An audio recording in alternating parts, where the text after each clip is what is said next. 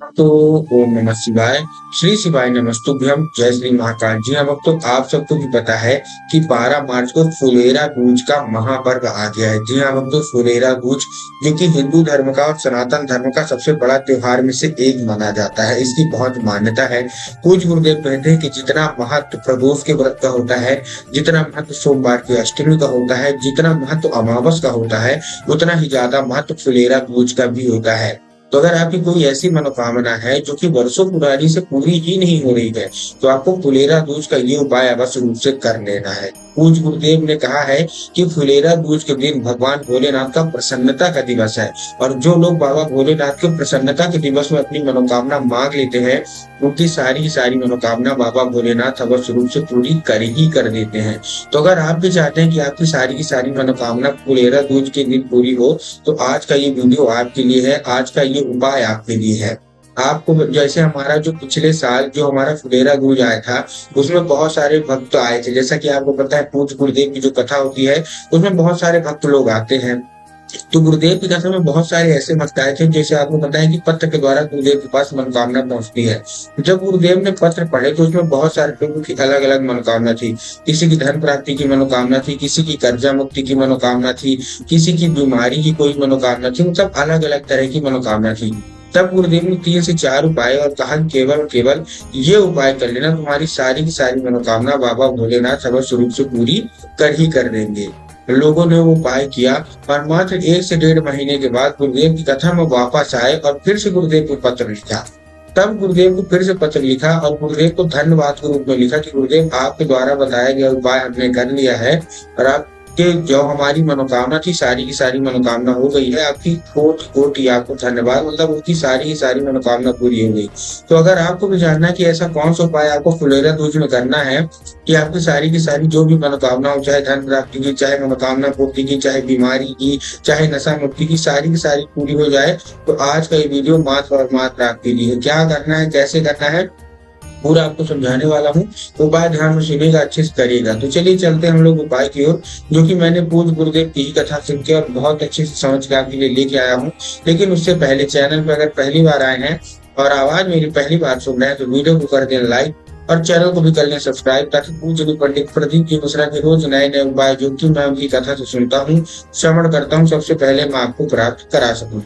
तो देखिए, जो हमारा पहला उपाय है, जैसा कि आपको दिखा होगा, 7 बेल पत्र का एक उपाय है। ये मैं आपको दूसरी बार वाला बताऊंगा, मतलब दूसरा उपाय ये है। उसके पहले जो जो फुलेरा दूज का जो सबसे बड़ा जो हमारा उपाय है वो बता देता हूँ। उसके बाद ये महा उपाय मैं आपको बताऊंगा। आपको इसमें करना क्या है, बहुत ही सरल सा उपाय है। आपको इसमें चाहिए धतूरा और हल्दी। क्या क्या चाहिए, धतूरा चाहिए और हल्दी चाहिए। बहुत ही सरल सा उपाय है, और इसमें सबसे अच्छी बात यह है कि इसको कोई भी कर सकता है, मतलब महिलाएं भी कर सकती हैं, पुरुष भी कर सकते हैं, घर का छोटा बच्चा भी कर सकता है। आपको करना क्या है, फिर से समझिएगा। आपको लेना क्या है, आपको लेना है, पहली बार तो आप 1 लोटा जल ले लीजिए। 1 लोटा जल के साथ आपको क्या चाहिए, आपको चाहिए 1 धतूरा, और धतूरा में आपको क्या करना है, हल्दी लगा देना। मतलब उसी जो धतूरा में आप ले रहे हैं ना, आपको हल्दी लगा देना है। धतूरा जब आप लेंगे तब आपको ध्यान रखना है कि धतूरा कहीं से भी कटा फटा नहीं होना चाहिए, कहीं से खंडित नहीं होना चाहिए, कहीं से बेकार नहीं होना चाहिए। बहुत सारे लोग क्या करते हैं, धतूरा देखते वक्त यही गलती कर देते हैं कि वो बिना देखे ले लेते हैं। तो आपको ये गलती नहीं करना, आपको धतूरा देख के लेना है। ठीक, ले लिया। लेने के बाद आप पहुंच जाइए कहाँ, सीधा सीधा शिव मंदिर, और 1 लोटा जल भी लेना है आपको। 1 लोटा जल देखते वक्त आप ध्यान रखिए कि 1 लोटा जल है, सबसे पहले तो वो तांबे के लोटे में जल होना चाहिए। किसमें होना चाहिए, तांबे के लोटे में जल। ठीक, और दूसरी बात, आपको जो जल है वो आपके घर का जल होना चाहिए। बहुत सारे लोग क्या करते हैं ना, घर से खाली लोटा लेके जाएंगे और जाके मंदिर परिसर से जल ले लेंगे, जो कि पूर्णतः गलत है। आपको मंदिर से जल नहीं लेना, आपको अपने घर से जल लेना। ठीक, ये लेके पहुंच गए। अब आपको दक्षिण दिशा में खड़े होना है, उत्तर की ओर अपना चेहरा करते हैं। अब इसमें देखिए बहुत सारे लोग कंफ्यूज हो जाते हैं कि दक्षिण कौन सा होता है, उत्तर कौन सा होता है। तब गुरुदेव ने बताया कि आप जिस शिव मंदिर जा रहे हैं, उस शिव मंदिर के जिधर साइड जलाधारी होगा, आप अपना चेहरा उधर करके खड़े हो जाइए, और बाबा कुंडकेश्वर का नाम लेके, कौन से, महादेव का एक सुंदर सा नाम है, कुंडकेश्वर महादेव। तो आपको क्या करना है, ये धतूरा होगा, आपको कुंडकेश्वर महादेव का नाम लेके ध्यान से करिए कि धतूरे में आपको हल्दी लगाना है। हल्दी लगाना बिल्कुल मत भूलिएगा, नहीं तो इस उपाय का कोई मतलब नहीं निकलेगा। आपको हल्दी लगाना है, हल्दी के साथ बाबा कुंडकेश्वर का नाम लेके अर्पित करना है, और उसके ऊपर से आपको 1 रुपया जल भी अर्पित करके आपकी जो भी इच्छा होगी, जो भी मनोकामना होगी, जो कि वर्षों से पुरानी से पूरी नहीं होगी है, आपको सारा का सारा मांग लेना है। पूज्य गुरुदेव कहते हैं मात्र 1 से 2 महीने लगेगा।